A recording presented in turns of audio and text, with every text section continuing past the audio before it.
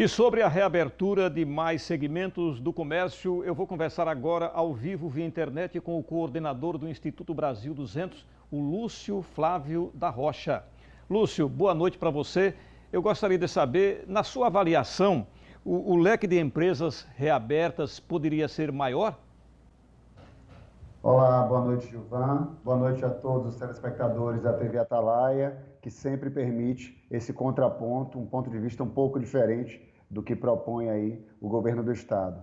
Primeiro, importa salientar, Gilvan, olha em que momento o governador do Estado de Sergipe resolveu ouvir pela primeira vez os lojistas de shopping center, quando a gente caminhava para 5 meses de negócios de portas fechadas. Nosso advogado teve ontem aí no seu programa, conversando com o senhor, dizendo que como esse governador esperava que ao longo de tanto tempo essas pessoas, esses pequenos comerciantes, iriam sobreviver. Iriam viver de quê? Iriam comer ou levar o sustento para sua família a partir de onde? De que local? Quase caminhando para o 5º mês. Então, em primeiro lugar, jamais o governador do estado de Sergipe poderia ter fechado os nossos negócios.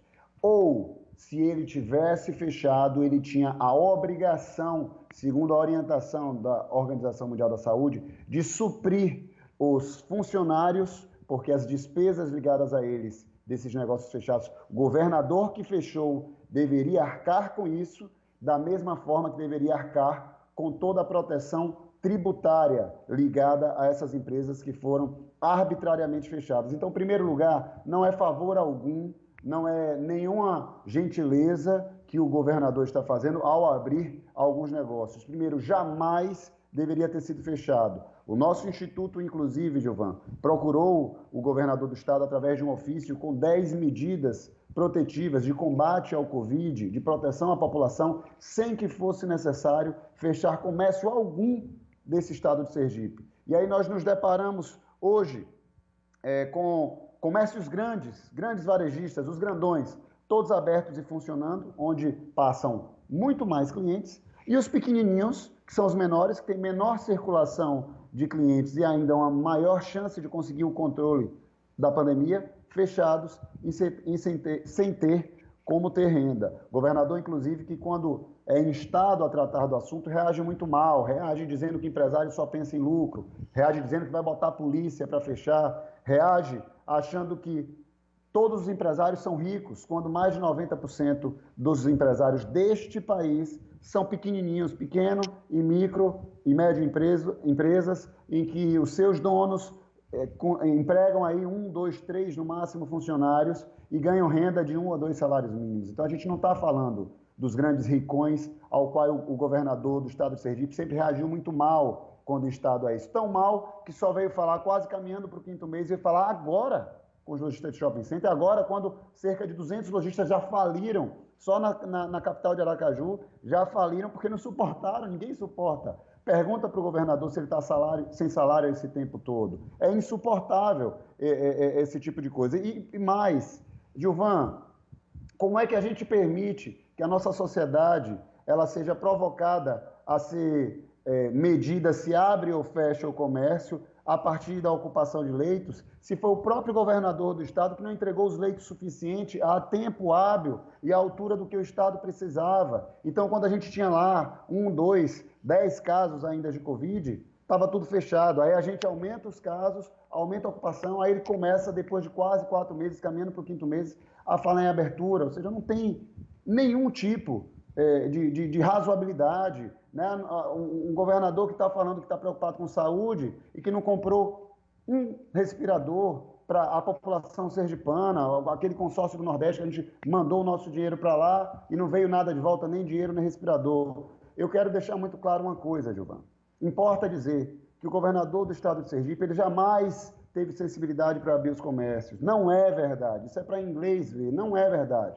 Nós, comerciantes, empresários, estamos sendo gradativamente empurrados com a barriga. Todas as vezes que se pensa em falar, há sempre um mais, um porém. Alguns dias atrás, algumas semanas atrás, o governador falava, olha, logo depois que ele abriu, vou fechar de novo o comércio porque a ocupação dos leitos aumentou.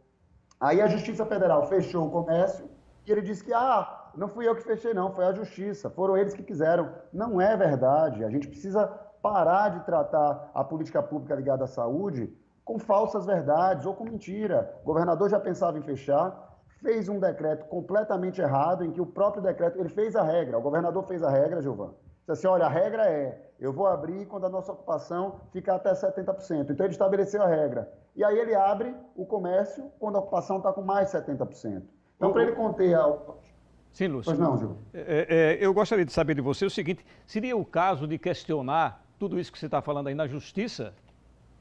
Com toda certeza, porque os prejuízos que foram causados com essas restrições são incalculáveis. Eu estou falando que só em shopping center da capital, a gente tem 200 lojistas que já predisseram distratos aos shoppings da capital de Aracaju. Quantos empregos estão aí gerados que vão ser perdidos? Essas pessoas vão encontrar emprego aonde nessa pandemia? Como é que vai ser feito com a vida desses empresários que investiram tudo que tinha nessas lojas, o patrimônio todo, e agora não pode ver porque os decretos, primeiro, não foram nada científico. Veja, como é que um decreto é científico quando você abre motel e fecha a igreja? Quando você permite o aperto das aeronaves, todo mundo apertado lá, mas você está com os lojistas todos fechados, os parque da sementeira fechado.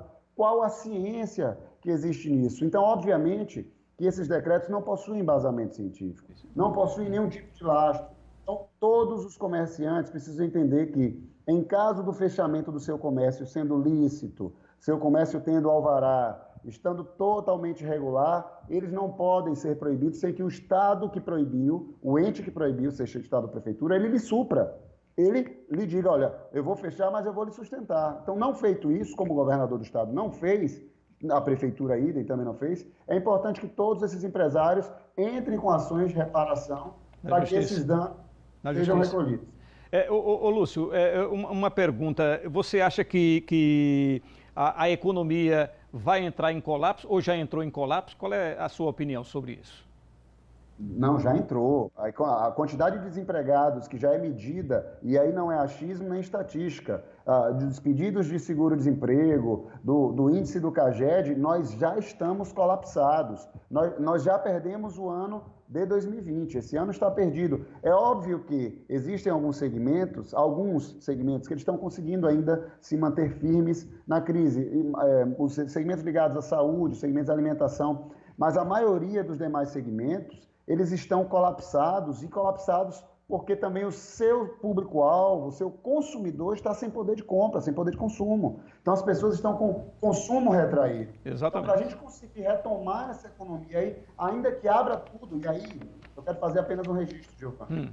Nós entramos com ação na Justiça e enviamos uma denúncia ao governo federal no Ministério de Direitos Humanos que nós somos favoráveis à abertura de tudo, porque não é honesto, não é justo nem isonômico você abrir o grandão ou abrir um supermercado e o pequenininho que vive disso, que precisa disso para comer, esteja fechado. Isso não é honesto, que essas pessoas que decretaram fechamento estejam com seus salários em dia, não abriram mão do seu salário e obriguem que as pessoas passem fome. Então nós somos a favor que abra tudo, óbvio. Ok. Máscara, álcool gel. Com certeza. É seguir as normas. Lúcio, muito obrigado pela sua entrevista, viu? Uma boa noite para você.